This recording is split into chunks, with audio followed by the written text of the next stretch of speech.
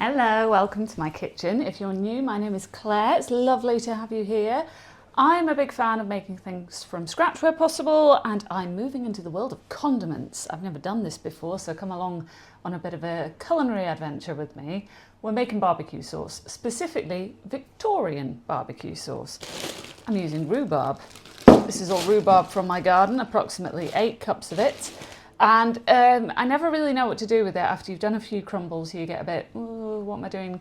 And it sits there until next year when you realise you have to clear out your freezer because this year's rhubarb is coming in. So this will solve that problem. Now, the recipe that I'm using for this rhubarb barbecue sauce comes from Gubba Homestead. I'll link it down below. I've never done it before, and me being me, will I stick to the recipe? I don't know, but come along and let's find out. Now, I am going to be canning this, so it is shelf stable, because I presume it's going to make quite a lot looking at all the ingredients in front of me. I'm going to be water bath canning it, but if canning isn't really your thing, that's fine. Just put it in little Tupperware containers like this and pop it in the freezer and defrost it as and when you need it. As always, I have my big wonky pot. It got dropped. It's fine. It still works. Now, my rhubarb is still slightly frozen. My rhubarb is still completely frozen. So we're going to get that heating up for a start, but by the time this is all cooked down, it really won't have made any impact whatsoever. So let's talk about the ingredients for a moment. You've got your 8 cups of rhubarb. This is 3.5 cups, or that's probably slightly less than 8 cups of rhubarb to be honest, but it's all I have, so we're going with it. This is 3.5 cups of brown sugar. It seems like a lot of sugar, but remember, this is a condiment. You're not eating vast quantities of it. And the sugar is important along with the vinegar because it acts as a preservative. Even though we're canning this, it's not going to be pressure canned, it's going to be water bath canned. So I feel fine with the amount of sugar, to be perfectly honest. Speaking of vinegar though, here's our vinegar. I've got 1/4 cup of apple cider vinegar and 1/4 cup of white vinegar.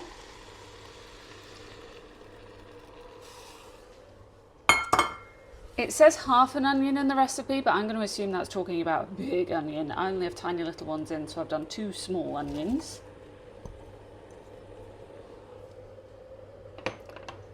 And then for seasonings, I've got a teaspoon of salt. I was very generous with my teaspoons. A teaspoon of cinnamon and a teaspoon of ginger. The recipe does say add a teaspoon of allspice, which I don't have in.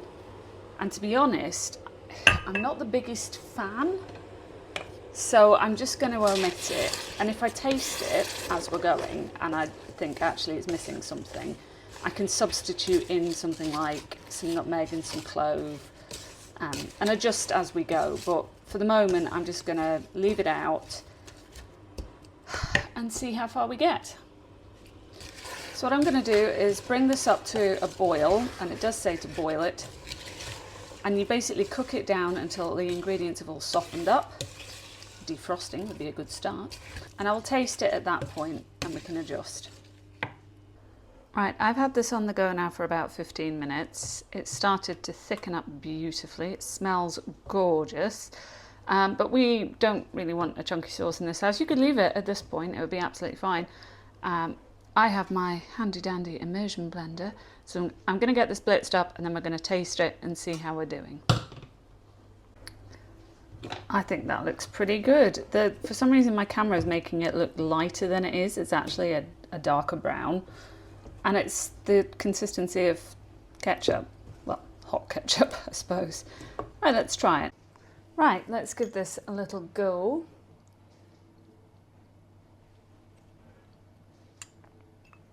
That is lovely.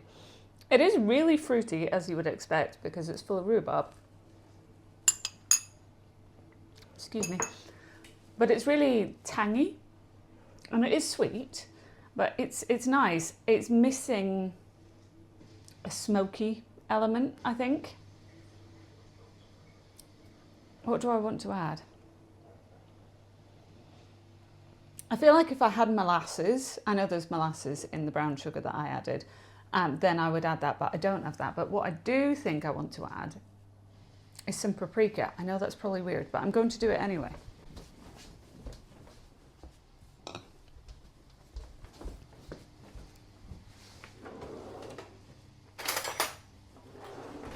You can definitely, I'm going to put the heat back on this now, just for a wee bit. You can definitely taste the cinnamon and the ginger, because I was a bit worried that a teaspoon, wasn't really going to cut it, but I think actually they're fine as they are. But that is not what I want. That is garam masala.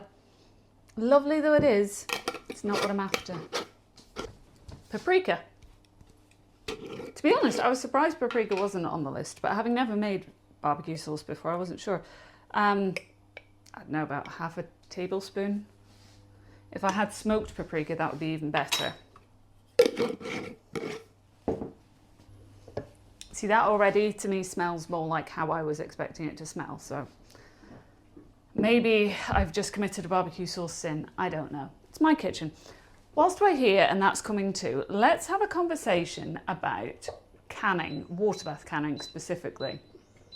Now, my granny never water bath canned anything, right? If she was making jams, jellies, whatnot, the sugar would act as a preservative. She was pickling things, the vinegar would, so she never did that. However, I like water bath canning, I like pressure canning, I like canning in general. It gives me that extra feeling of security that I've processed the food in such a way that it's going to be safe to eat and shelf stable for a long time. Water bath canning you do not need fancy equipment for. All you need is a big pot, some kind of trivet to sit in the bottom. In a pinch you can stick a towel in the bottom and sit your jars on top of that just to stop them clanging about and breaking. And you bring it up to a rolling boil, boil the jars, like cover them with water, about an inch of water above the jars, 2.5 centimetres, inch, whatever. And then boil them in the pan for the prescribed amount of time, and then you take them out, and as everything cools, all the jars go ping, ping, ping, ping, ping as the lids seal, and there you have it. You have shelf-stable food. So that is what I'm doing. This is a pressure canner. I'm not using it as a pressure canner today. It's just the biggest pot that I have. Better. Definitely better. Right, let's get this stuff in jars.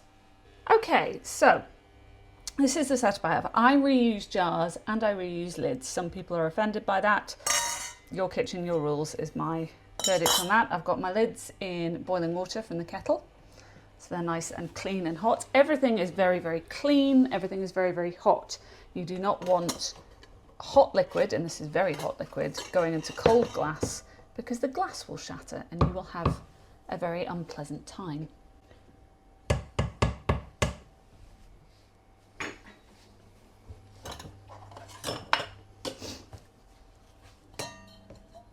So what I'm going to do is fill the jars up to about 2.5 centimetres, an inch, that basically the shoulder of most of the jars. And I've got a jam funnel here and a little ladle. Everything is clean, nothing is sterile, because this is not an operating theatre. But it is as clean as can be.